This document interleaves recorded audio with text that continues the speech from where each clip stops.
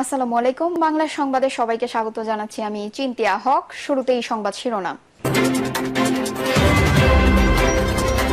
ডিসেম্বরের আগে নির্বাচন চায় সিপিবি, বাসদ গণ অধিকার পরিষদ। এদিকে তিনবারের বেশি প্রধানমন্ত্রী হতে পারবেন না কেউ, বলছে বিএনপি। জানাবো নির্বাচন বিলম্বকারীদের রুখে দেওয়ার শক্তি আমাদের আছে, বলছেন ফারুক। এবং সর্বশেষ জানাবো বাংলাদেশের সীমানায় আরাকান আর্মির অনুপ্রবেশ, জামায়াতের উদ্বেগ। শুনছিলেন সংবাদ শিরোনাম, এবারে বিস্তারিত। ডিসেম্বরের আগে নির্বাচন চায় সিপিবি, বাসদ গণ অধিকার পরিষদ। চলতি বছর ডিসেম্বরের আগেই ত্রয়োদশ জাতীয় সংসদ নির্বাচন আয়োজনে সরকারকে চাপে রাখতে চাইছে সিপিবি, বাসদ ও গণ অধিকার পরিষদ। এর আগে প্রয়োজনীয় কিছু সংস্কার শেষ করতে সরকারকে সহযোগিতা করার কথাও বলেছে দলগুলো। বৈঠক শেষে আমির খসরু মাহমুদ চৌধুরী বলেন, ডিসেম্বরের আগে নির্বাচন সম্ভব। আওয়ামী লীগের বিচার করবে বিচার বিভাগ, উদ্যোগ নিতে হবে সরকারকে। এ সময় তিনি আরো বলেন, সংস্কারের বিষয়ে কোনো সংকট নেই, ঐক্যমত্য কোথায় কোথায় হয়েছে তা জানতে এক সপ্তাহের বেশি সময় লাগার কথা না। ইকবাল হাসান মাহমুদ টুকু বলেন, আগামী ডিসেম্বরের মধ্যে নির্বাচনের ব্যাপারে রাজনৈতিক ঐক্যের বিষয়ে মূলত প্রাথমিক আলোচনা হয়েছে। আগামী ডিসেম্বরে জাতীয় নির্বাচনের বিষয়ে ইতিবাচক মনোভাব রয়েছে। সিপিবির সাধারণ সম্পাদক রুহিন হোসেন প্রিন্স বলেন, সিপিবি বাম জোট অনেকদিন ধরে বলে আসছে বাংলাদেশে জরুরিভাবে নির্বাচিত সরকার দরকার। অনির্বাচিত সরকারের ক্ষমতা দীর্ঘায়িত হলে সংকট আরো ঘনীভূত হবে। আমরা বলছি ডিসেম্বরের অনেক আগেই নির্বাচন করা সম্ভব। এর আগে প্রয়োজনীয় কিছু সংস্কার এই সরকার করতে পারে। বিএনপি নেতারাও সেই কথা বলেছেন। প্রিন্স জানান, আওয়ামী লীগ সরকার পতনের পরে নতুন যে 22টি রাজনৈতিক দলের আত্মপ্রকাশ ঘটেছে, সেসব দলের নেতাদের সঙ্গে অনানুষ্ঠানিক বৈঠক করছে বাম জোট। এসব বৈঠকে নেতারা নির্বাচনের পরিবেশ, দেশের আইন শৃঙ্খলা পরিস্থিতি নিয়ে পারস্পরিক মত বিনিময় করছেন বলে জানান প্রিন্স। তবে সব আলোচনা যে দ্রুত নির্বাচন আয়োজন করার লক্ষ্যে এগোচ্ছে, সেই আভাসও দেন সিপিবির এই নেতা। তিনি বলেন, এখনকার এজেন্ডা হলো দ্রুততম সময় নির্বাচনের তারিখ ঘোষণা করা। ডিসেম্বরের আগে নির্বাচন করার দিকে জরুরিভাবে আগানো দরকার। অন্তর্বর্তীকালীন সরকারের উচিত হচ্ছে তারা নির্বাচন কমিশনকে বলবে অক্টোবর, নভেম্বর বা ডিসেম্বরের প্রথম সপ্তাহের মধ্যে নির্বাচনের শিডিউল ঘোষণা করতে। স্বাধীন নিরপেক্ষ নির্বাচন কমিশন যত দ্রুত এই ঘোষণা দেবে, তত দ্রুত সংকট দূর হবে, দেশ গণতন্ত্রের পথে যাওয়া শুরু করবে। তিনবারের বেশি প্রধানমন্ত্রী হতে পারবেন না কেউ, বলছে বিএনপির সঙ্গে জাতীয় ঐক্যমত্য কমিশনের বৈঠকে নতুন প্রস্তাব হিসেবে এসেছে কেউ তিনবারের বেশি প্রধানমন্ত্রী হতে পারবেন না। তবে টানা 2 মেয়াদের বেশি প্রধানমন্ত্রী হওয়া যাবে না। 2বার প্রধানমন্ত্রীর দায়িত্ব পালনের পর বিরতি দিয়ে তৃতীয় এবং শেষবারের মতো প্রধানমন্ত্রী হওয়া যাবে। প্রধান উপদেষ্টার নেতৃত্বাধীন ঐক্যমত্য কমিশন সূত্র জানিয়েছেন, তাদের পক্ষ থেকে নতুন এই প্রস্তাব দেওয়া হয়েছে। সংস্কার কমিশনের সুপারিশ ছিল কেউ জীবনে 2বারের বেশি প্রধানমন্ত্রী হতে পারবেন না। বিএনপি বলছে, টানা 2বারের বেশি না পারলেও বিরতি দিয়ে যতবার খুশি প্রধানমন্ত্রী হওয়ার সুযোগ রাখতে হবে। এর সুযোগ সংকুচিত করার কোনো যৌক্তিকতা নেই। গতকাল জাতীয় সংসদ ভবনে বিএনপি এবং ঐক্যমত্য কমিশনের দিনভর বৈঠকের দ্বিতীয় পর্বে প্রধানমন্ত্রী পদের মেয়াদ নিয়ে আলোচনা হয়। মধ্যাহ্নবিরতিতে বিএনপির স্থায়ী কমিটির সদস্য সালাউদ্দিন আহমেদ প্রধানমন্ত্রীর পদের মেয়াদ নিয়ে দলীয় মতই পুনর্ব্যক্ত করেন। বৈঠকের পর বিকেলে তিনি বলেন, কমিশন আরেকটি প্রস্তাব দিয়েছে। এ বিষয়ে দলীয় ফোরামে আলোচনা করে মতামত জানাবে বিএনপি। কমিশন কি প্রস্তাব দিয়েছে তা বলেননি সালাউদ্দিন আহমেদ। তিনি জানিয়েছেন, সংবিধান সংস্কারের যেসব সুপারিশে বিএনপি একমত হচ্ছে, সেগুলো পরবর্তী সংসদে বাস্তবায়ন করা হবে। জুলাই সনদে সব দলই অঙ্গীকার করবে, যেই ক্ষমতায় যাক ঐক্যমত্য হওয়া বিষয়গুলো বাস্তবায়ন করবে। বৈঠক সূত্রে জানিয়েছে, প্রধানমন্ত্রী পদের মেয়াদ নিয়ে বিএনপির অনড় অবস্থানের পর কমিশনের সহ-সভাপতি অধ্যাপক আলী রিয়াজ প্রস্তাব করেন, প্রধানমন্ত্রী পদ 3 মেয়াদে সীমাবদ্ধ করা যেতে পারে। এতে বিএনপি নেতারা নমনীয়তা দেখিয়েছেন। দলীয় ফোরামে আলোচনার পর মতামত জানানোর কথা বলেন। সংস্কারের সুপারিশ নিয়ে গত বৃহস্পতিবার ঐক্যমত্য কমিশনের সঙ্গে দিনব্যাপী বৈঠক করে বিএনপি। সেদিন সংবিধান সংস্কার কমিশনের 70 সুপারিশের আংশিক এবং বিচার বিভাগ সংস্কার কমিশনের 23 সুপারিশের 3টি নিয়ে আলোচনা হয়। গতকাল দিনব্যাপী বৈঠকে সংবিধান সংস্কারের সব সুপারিশ নিয়ে আলোচনা হয়নি। সালাউদ্দিন আহমেদ বলেন, নির্বাহী বিভাগ নিয়ে আলোচনা হয়েছে, সংবিধান সংস্কারের বাকি অংশ নিয়ে আগামী মঙ্গলবার আলোচনা হবে।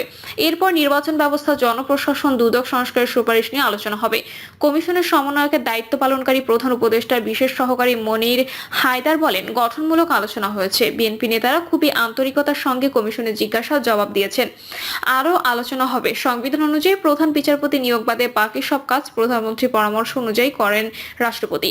সাংবিধানিক সাংবিধানিক প্রতিষ্ঠানে নিয়োগে প্রধানমন্ত্রীর একছত্র ক্ষমতা কমাতে জাতীয় সাংবিধানিক কাউন্সিল গঠনের সুপারিশ করেছে কমিশন। আগে দেওয়া মতামত এবং বৈঠকেও বিএনপি জানিয়েছিল এই সুপারিশে একমত নয়। এনসিসি প্রধানমন্ত্রীর ক্ষমতা খর্ব করবে। কমিশন সুপারিশ করেছে রাষ্ট্রপতি, প্রধানমন্ত্রী, বিরোধী দলের নেতা, উচ্চ ও নিম্নকক্ষের স্পিকার, বিরোধী দল থেকে উচ্চ ও নিম্নকক্ষে নির্বাচিত ডেপুটি স্পিকার, প্রধান বিচারপতি এবং প্রধানমন্ত্রী ও বিরোধী দলের নেতার দলের বাইরে থেকে একজন সংসদ সদস্য নিয়ে 9 সদস্যের এনসিসি গঠিত হবে। নির্বাচন কমিশন, কর্ম কমিশন, অ্যাটর্নি জেনারেলের মতো দুর্নীতি দমন কমিশন, মানবাধিকার কমিশন, স্থানীয় সরকার কমিশন ও সাংবিধানিক প্রতিষ্ঠান হবে। এনসিসি সংখ্যাগরিষ্ঠ সদস্যের মতামতে সাংবিধানিক প্রতিষ্ঠানে এবং 3 বাহিনীর প্রধান নিয়োগ করা হবে। সুপারিশ অনুযায়ী অন্তর্বর্তী সরকারের প্রধান উপদেষ্টা কে হবেন তাও বাছাই করবে এনসিসি। সংসদ ভেঙে গেলে রাষ্ট্রপতি, প্রধান উপদেষ্টা, প্রধান বিচারপতি এবং প্রধান উপদেষ্টার মনোনীত 2 জন উপদেষ্টাকে নিয়ে এনসিসি গঠিত হবে। মধ্যাহ্ন বিরতির পর বৈঠকে আলোচনা হয় বহুল আলোচিত এনসিসি নিয়ে। সূত্র জানায়, বিএনপি নেতারা বলেন, সংসদ ভেঙে যাওয়া অবস্থায় অনির্বাচিত ব্যক্তিদের নিয়ে উচ্চ ক্ষমতা এনসিসি বহাল থাকলে রাষ্ট্রের জন্য অনিশ্চয়তা তৈরি হবে। তখন কমিশন জানতে চায় সাংবিধানিক প্রতিষ্ঠানগুলোতে কিভাবে নিয়োগ হবে। বিএনপি নেতারা সার্চ কমিটির মাধ্যমে নিয়োগের প্রস্তাব করেন। কমিশন সদস্যরা বলেন, সার্চ কমিটির মাধ্যমে নির্বাচন কমিশন দুদক গঠিত হচ্ছে, কিন্তু অভিজ্ঞতা সুখকর নয়। সরকারের অনুগত ব্যক্তিরা নিয়োগ পেয়েছেন। বিএনপিকে এনসিসির বিকল্প থাকলে প্রস্তাব করতে অনুরোধ করা হয়। কমিশন জানায়, এনসিসি গঠনই প্রধানতম সংস্কার। তখন বিএনপির তরফে বলা হয়, আপিল বিভাগে 13 সংশোধনী বাতিলের রায়ের বিরুদ্ধে রিভিউ আবেদন করা হয়েছে। রিভিউ গৃহীত হলে তত্ত্বাবধায়ক সরকার ফিরবে। তত্ত্বাবধায়ক সরকারের অধীনে সুষ্ঠু নির্বাচন হলে সাংবিধানিক প্রতিষ্ঠানের নিরপেক্ষতার সংকট কাটবে। এই পর্যায়ে কমিশন মনে করিয়ে দেয়, তত্ত্বাবধায়ক সরকারের প্রধান উপদেষ্টা কে হবে। 2006 সালে এই বিরোধের জেরেই শেখ হাসিনার উত্থান হয়, তিনি স্বৈরাচারে পরিণত হন। বিএনপির তরফে তখন বলা হয়, তত্ত্বাবধায়ক সরকার পরিমার্জন করা যেতে পারে। বিএনপি দ্বিকক্ষ বিশিষ্ট সংসদ গঠনের সুপারিশে একমত হলেও সাধারণ নির্বাচনে প্রাপ্ত ভোটের অনুপাতে উচ্চকক্ষের আসন বণ্টনে গতকালের আলোচনায়ও রাজি হয়নি বলে বৈঠক সূত্র জানিয়েছে। তবে দলটি একমত হয়েছে, নিম্ন এবং উচ্চকক্ষে 2/3 সমর্থনের সংবিধান সংশোধন হবে। সব সংশোধনে গণভোটে রাজি হয়নি। বিএনপি প্রস্তাব করে, সংসদ প্রাপ্ত আসনের অনুপাতে যেভাবে সংরক্ষিত নারী আসন বণ্টন করা হয় সেভাবে উচ্চকক্ষে আসন বণ্টিত হবে। তখন কমিশনের পক্ষে বলা হয়, তাহলে উচ্চকক্ষ গঠন করা না করা সমান কথা। সংখ্যাগরিষ্ঠতা জেরে সরকারি দলের স্বৈরাচার হওয়া টেকাতেই ভোটের অনুপাতে উচ্চকক্ষে সুপারিশ করা হয়েছে। বিএনপি বাদে সব দল এতে রাজি। বৈঠক সূত্র জানায়, তখন বিএনপি নেতারা জবাব দেন, এ নিয়ে আলোচনা হতে পারে। বিএনপি স্থানীয় সরকার কমিশন স্থানীয় সরকার প্রতিষ্ঠান সংক্রান্ত সুপারিশকে অগ্রহণযোগ্য বলেছিল। তবে গতকালের বৈঠকে আলোচনায় এসব সুপারিশ নীতিগতভাবে একমত হওয়ার কথা জানিয়েছে।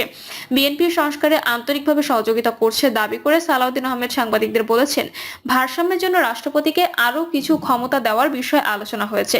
এতে কমিশনও একমত। সংবিধানের 43(3) এর পর আরেকটি অনুচ্ছেদ যোগ করে রাষ্ট্রপতির ক্ষমতা বৃদ্ধি করা হবে। রাষ্ট্রপতিকে নির্বাহী না সাংবিধানিক ক্ষমতা দেওয়া হবে। এ প্রশ্নে সালাউদ্দিন বলেছেন, ঐকমত্যের ভিত্তিতে সিদ্ধান্ত হবে, কোনো কোনো বিষয়ে ক্ষমতা দেওয়া হবে। তবে তিনি আভাস দিয়েছেন, নির্বাহী ক্ষমতা পাবে না রাষ্ট্রপতি। এনসিসিতে নারাজি বিএনপি সাংবিধানিক নিয়োগে রাষ্ট্রপতির ক্ষমতা বৃদ্ধির প্রস্তাব করতে পারে। এনসিসির মাধ্যমে অন্তর্বর্তী সরকারের প্রধান উপদেষ্টা নিয়োগের সুপারিশে বিএনপি একমত হয়নি বলে জানিয়েছেন সালাউদ্দিন। তিনি বলেছেন, এই বিষয়ে পরে প্রস্তাব করা হবে। তত্ত্বাবধায়ক সরকার গঠনে বিচার বিভাগকে দূরে রাখার কথা রয়েছে আদালতের রায়ে। নির্বাচন বিলম্বকারীদের রুখে দেওয়ার শক্তি আমাদের আছে, বলছেন ফারুক। নির্বাচন বিলম্বকারীদের রুখে দেওয়ার শক্তি আমাদের আছে বলে মন্তব্য করেছেন বিএনপি চেয়ারপারসন উপদেষ্টা জয়নুল আবদিন ফারুক। ফারুক বলেন, মঈনুদ্দিন ফখরুদ্দিন বিএনপিকে ধ্বংস করার চেষ্টা করেছে, তারেক রহমানকে মেরে ফেলার চেষ্টা করেছে, কিন্তু পারে নাই। শেখ হাসিনা আমাদের বেগম খালেদা জিয়াকে 5 বছর কারাগারে বন্দী করে কষ্ট দিয়েছে। দেশের 18 কোটি মানুষের 75% মানুষ কষ্ট সহ্য করেছে। তিনি বলেন, বেগম খালেদা জিয়া ভালো আছেন, তারেক রহমান ভালো আছেন। আমাদের অঙ্গ সংগঠনের নেতাকর্মীরা শক্তি সঞ্চয় করেছে। যারা বিভিন্ন অজুহাতে নির্বাচনকে বিলম্বিত করতে চায়, সেই নির্বাচন বিলম্বকারীদের রুখে দেওয়ার শক্তি আমাদের আছে। প্রিয় দর্শক, এই ছিল এখনকার সর্বশেষ সংবাদ। আপডেট সব সংবাদ পেতে চ্যানেলটি সাবস্ক্রাইব করে বেল আইকনটি ক্লিক করে রাখুন।